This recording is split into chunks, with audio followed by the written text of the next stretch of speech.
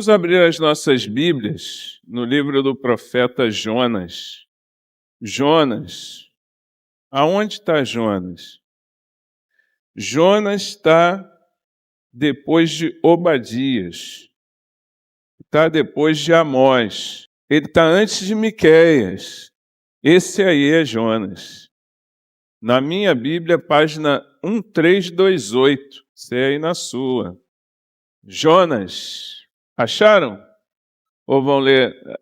Nem eles acharam? Nem o pessoal do multimídia achou?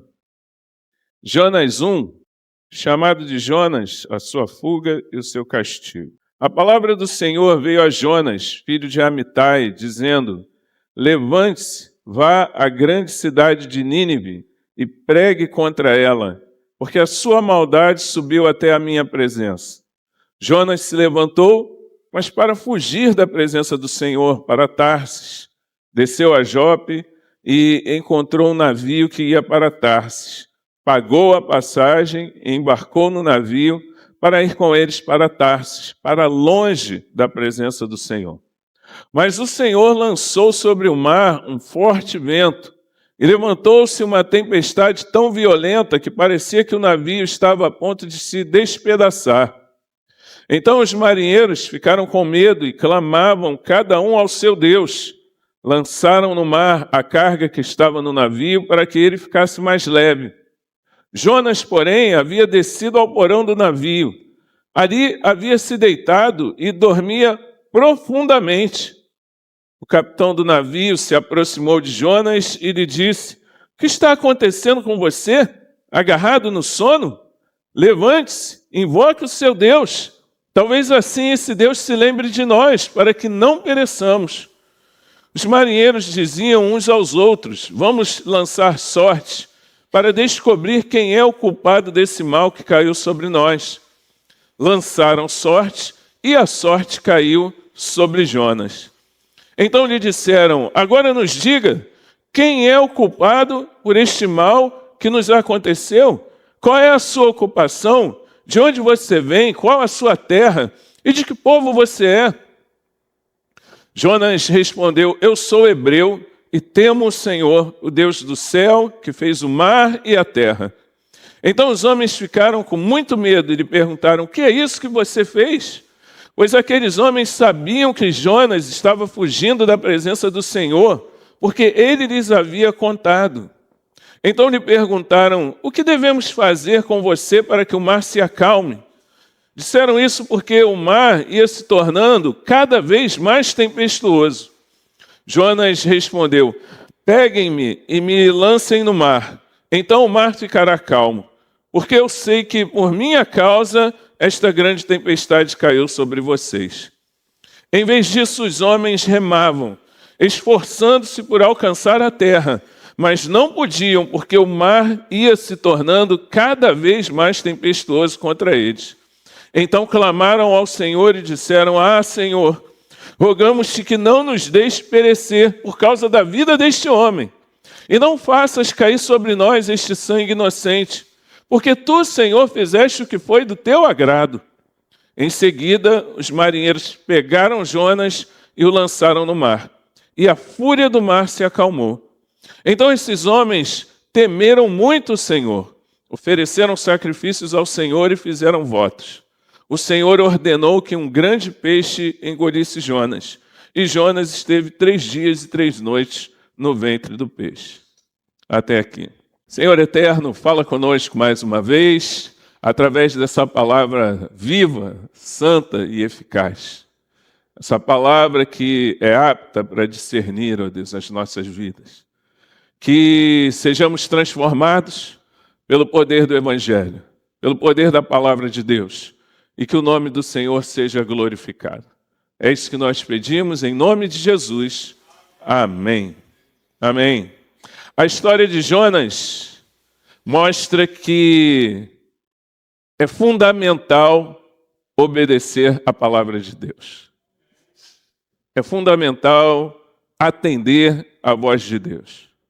Jonas viveu num período próximo ao ano 780 a.C., durante o reinado de Jeroboão II, E ele aqui é comissionado por Deus para pregar uma mensagem ao povo de Nínive. Uma mensagem de juízo, caso eles não se arrependessem. E de mudança e de vida, caso houvesse arrependimento. Nínive era a capital da Assíria. E a Assíria era uma nação muito forte, poderosa, mas que naquele momento era uma nação inimiga de Israel. E uma nação que estava ali, mergulhava no pecado, adorava a outros deuses. Então Deus envia o seu profeta, envia Jonas na missão de pregar essa mensagem de arrependimento ao povo daquela cidade. Como eles serviam a outros deuses, a probabilidade de sucesso daquela missão era muito pequena, 0,001, mas se Deus mandou, ele tinha que obedecer à voz de Deus, independente das probabilidades. Independente das probabilidades, obedeça à voz de Deus na sua vida. Amém? Mas Jonas tomou outro rumo, outra direção. Ele compra uma passagem para Tarsis. E diz o texto que a intenção de Jonas é ir para longe da presença de Deus. Mas a palavra de Deus fala: se eu subo aos céus, lá estás. Se eu faço a minha cama no mais profundo abismo, lá estás também. Era inútil ele tentar fugir de Deus, mas ele compra uma passagem para o lugar mais longe que ele conhecia. E por que Jonas toma essa atitude? Por que ele desobedece à voz de Deus? Porque os israelitas eram inimigos dos ninivitas. Eles não gostavam daquele povo. Jonas, apesar de ser um profeta, ele se deixa levar pelo seu coração preconceituoso. Ele sabia, ele conhecia o caráter de Deus. E ele sabia que esse Deus é o Deus do 0,0001%. Ele é um Deus de misericórdia, ele é um Deus que faz o impossível. Ele é um Deus que olha para o coração arrependido do homem. E Deus poderia perdoar os ninivitas, e Jonas não queria isso. Jonas não queria que eles fossem perdoados. O preconceito fala mais alto no seu coração. E às vezes, meus irmãos, os motivos, as razões, os preconceitos falam mais alto no nosso coração e nós desobedecemos a voz de Deus. Desobedecemos a palavra de Deus que, por exemplo, nos ensina a amar o próximo, como a nós mesmos.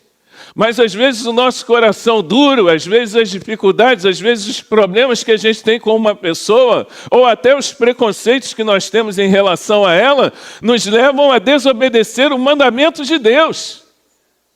De amar a Deus acima de todas as coisas e amar ao nosso próximo como a nós mesmos. Vamos tentar olhar pela perspectiva dele. Era como se um americano, na época da Guerra Fria, estivesse indo para a Rússia para pregar o Evangelho.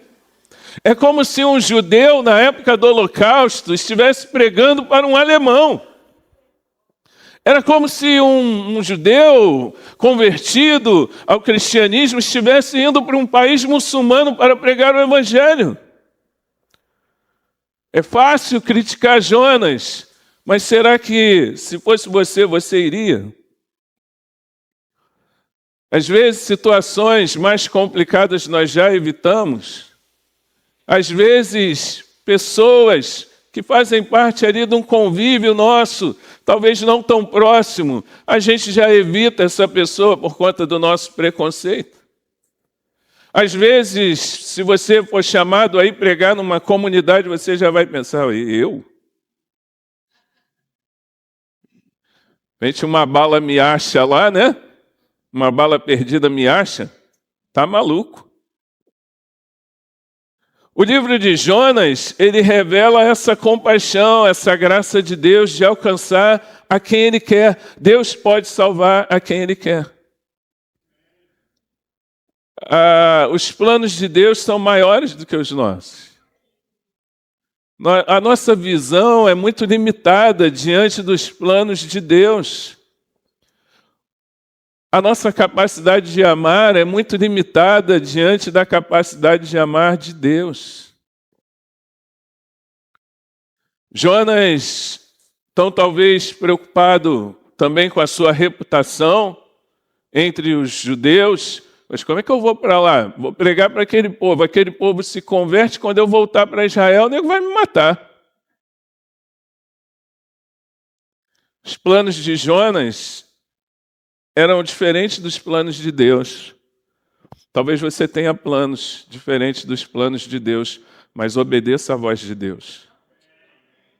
Cumpra o propósito de Deus na sua vida. Deus, às vezes, tem planos que contrariam a nossa lógica. E nós precisamos aprender a obedecer. Nesse texto aqui, a gente aprende a importância da obediência a Deus. Às vezes, nós olhamos para as pessoas e nunca vai se converter. Ou achamos que não são dignas de ouvir a voz de Deus, de estar na casa de Deus. Mas quem somos nós para pensar dessa forma? A gente é chamado para pregar o evangelho que coloca as pessoas no céu.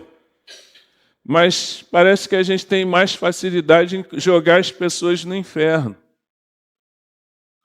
Bandido bom é bandido morto.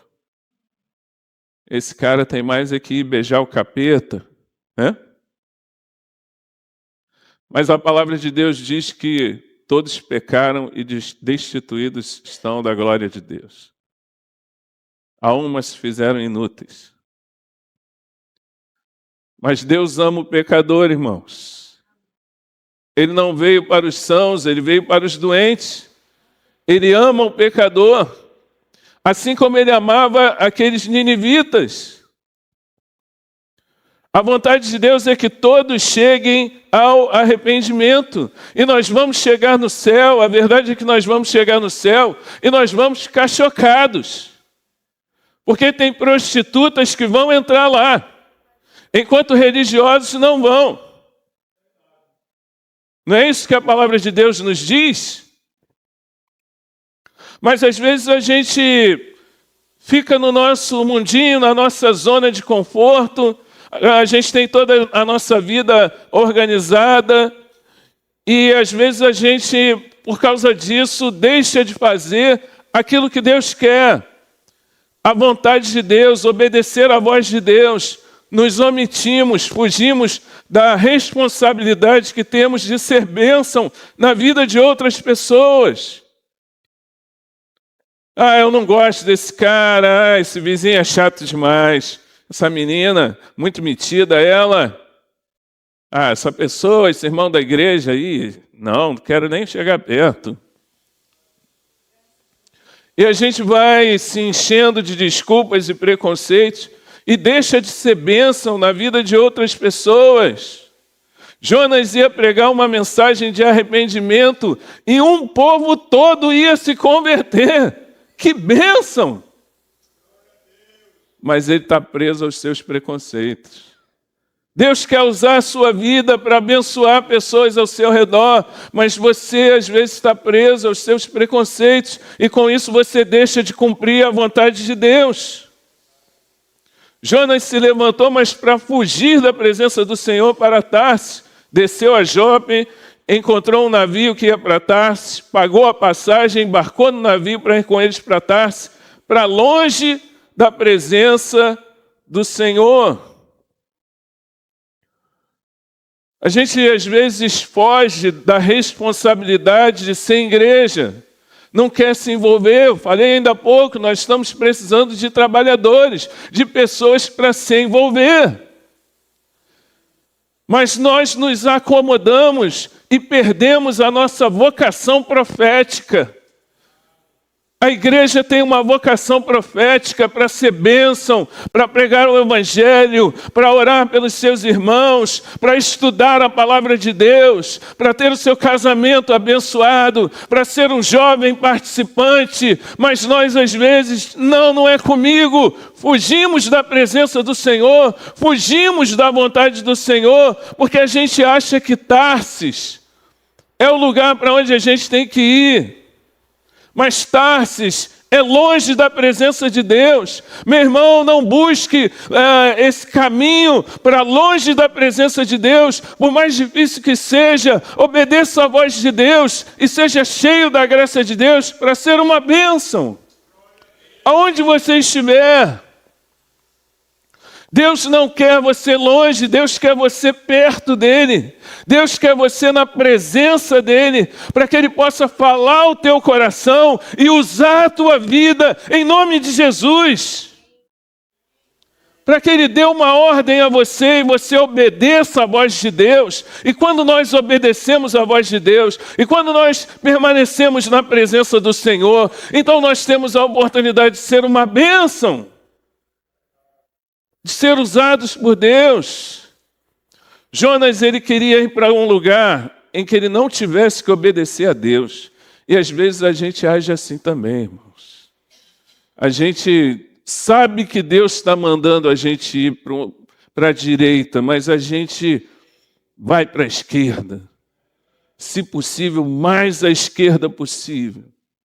E fica longe da presença do Senhor.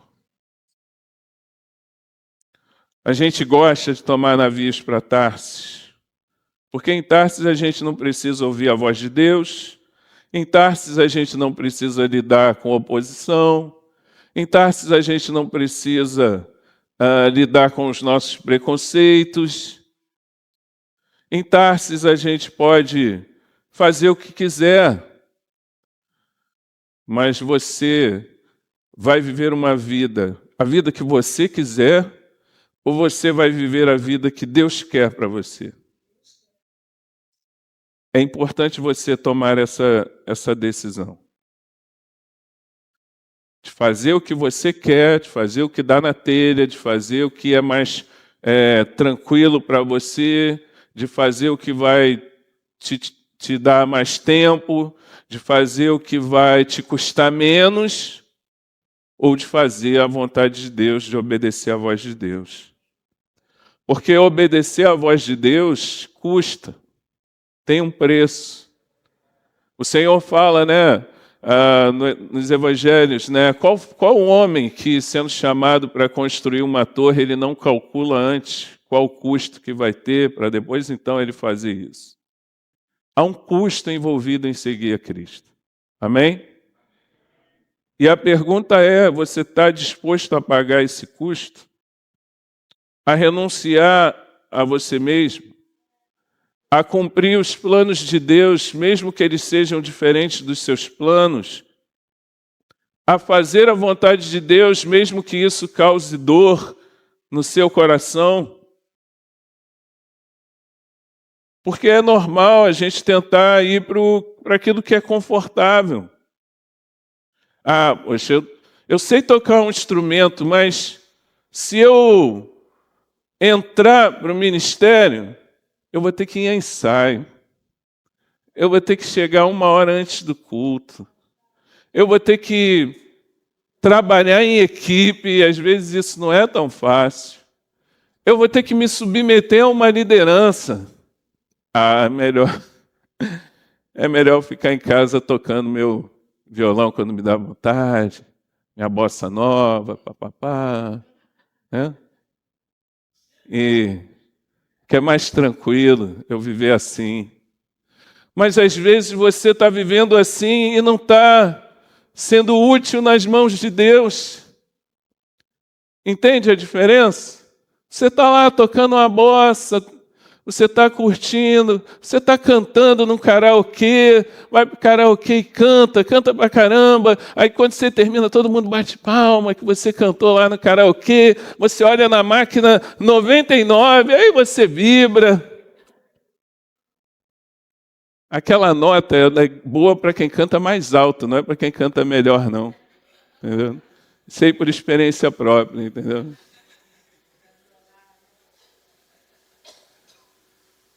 E aí você não usa esse talento que você tem para fazer a vontade de Deus, para obedecer à voz de Deus. Meu irmão, não passe a sua vida fugindo da vontade de Deus, deixando de ser bênção nas mãos do Senhor. O pior lugar para estar é longe da presença de Deus. Amém? Esse é o pior lugar para você estar, longe da presença do Senhor.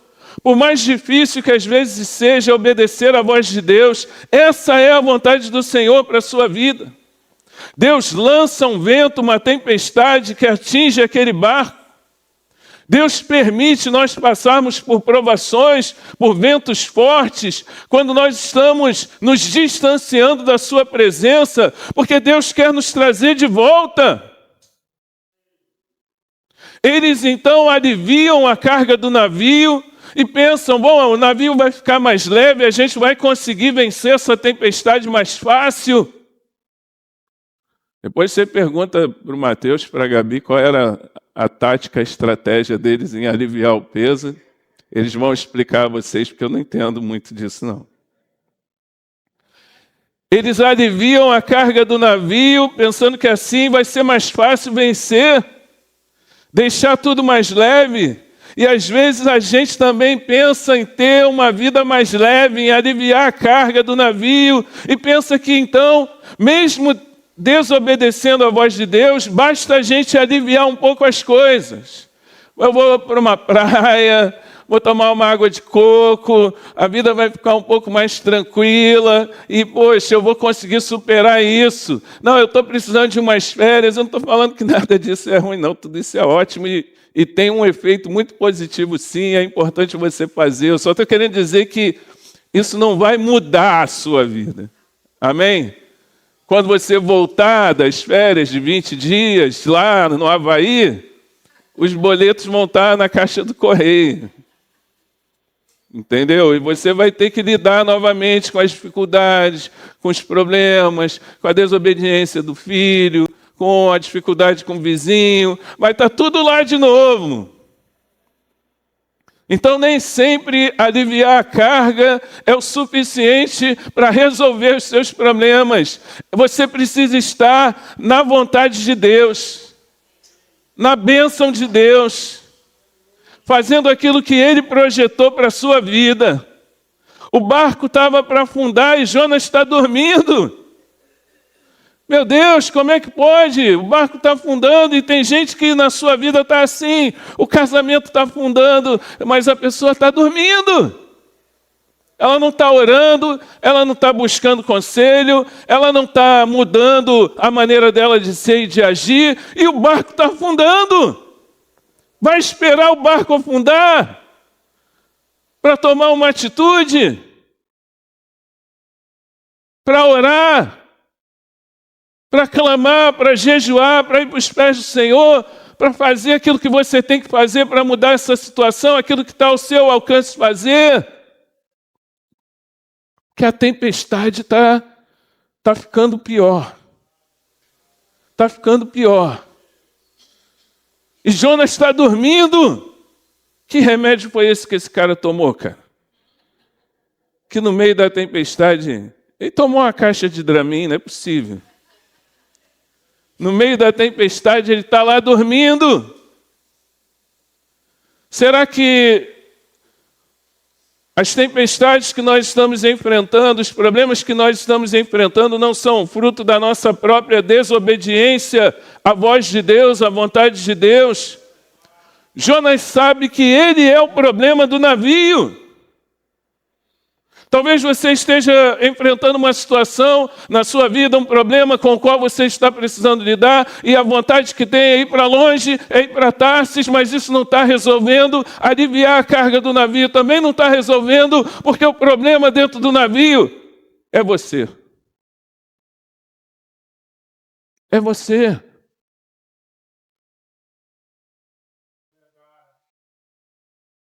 E o vento, a tempestade vai atingindo a todos que estão ao nosso redor. Não estava atingindo só a Jonas. Ele não estava navegando sozinho.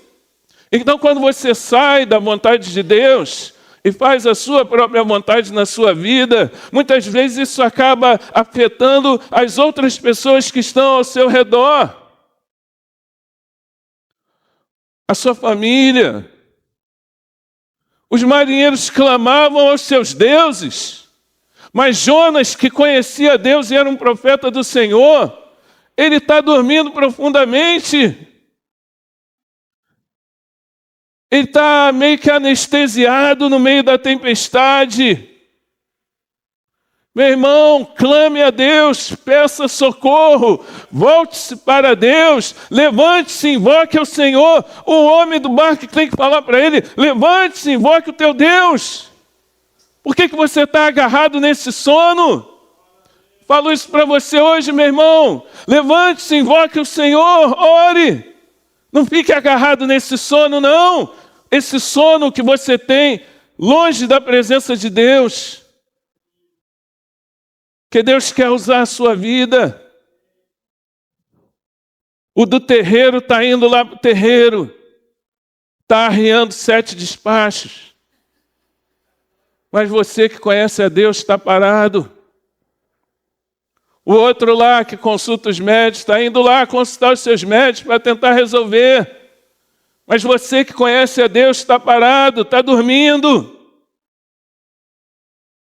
Lançaram a sorte. De quem é a culpa? A culpa era de Jonas. Não sei se lançaram a sorte ou se lançaram o azar, eu sei que caiu em Jonas. E eles sabiam que Jonas estava em desobediência a Deus, eles já viraram ali a garrafa ali para Jonas, né? Porque eles sabiam que era ele que estava em desobediência a Deus. E às vezes tem situações, né, em que nós nos colocamos em desobediência a Deus e que as pessoas nos encontram. Vem cá, tu não é da igreja? Mas tu não é crente? E tu está lá tentando se esconder, né, se esquivar. O que nós vamos fazer com vocês, Jonas? Olha, é melhor vocês me lançarem no mar, porque o problema da tempestade sou eu. E os homens ainda se esforçam, remam, tentam mais um pouco para não jogar Jonas no mar, mas a tempestade estava ficando pior. Até que uma hora que eles falam: olha, Jonas, espera aí, a gente gosta de você é gente boa, mas é você que vai para a água. Não tem mais o que a gente fazer. Senhor, nos livra do sangue dele, hein? E bum, jogaram Jonas na água. E interessante que depois que a tempestade se acalmou, os homens se conscientizaram que Deus era o Deus Todo-Poderoso. Versículo 16. Então esses homens temeram muito o Senhor, ofereceram sacrifícios ao Senhor e fizeram votos. Todo mundo se converteu, mas Jonas foi para a água. E às vezes você está lá, tem a oportunidade de obedecer a Deus, mas você vai para a água. E as pessoas ao seu redor que antes não conheciam a Deus, que você evangelizou antes até, acabam se convertendo e elas se convertem, mas você está fora. Que coisa de louco! Mas Deus, um Deus misericordioso. Glória a Deus que Deus é um Deus misericordioso. Glória a Deus. Ainda bem que Deus é um Deus misericordioso. Deus salva a vida de Jonas colocando ele no ventre de um peixe por 3 dias. Porque o nosso Deus é um Deus capaz de perdoar o mais pobre pecador, capaz de perdoar aquele que desobedece a sua voz e colocá-lo novamente nos trilhos. Deus quer colocar você novamente nos trilhos da sua vontade, meu irmão. Mas não fica abusando muito disso não, hein? Não fica abusando muito disso não. Mateus 12. A gente já está concluindo.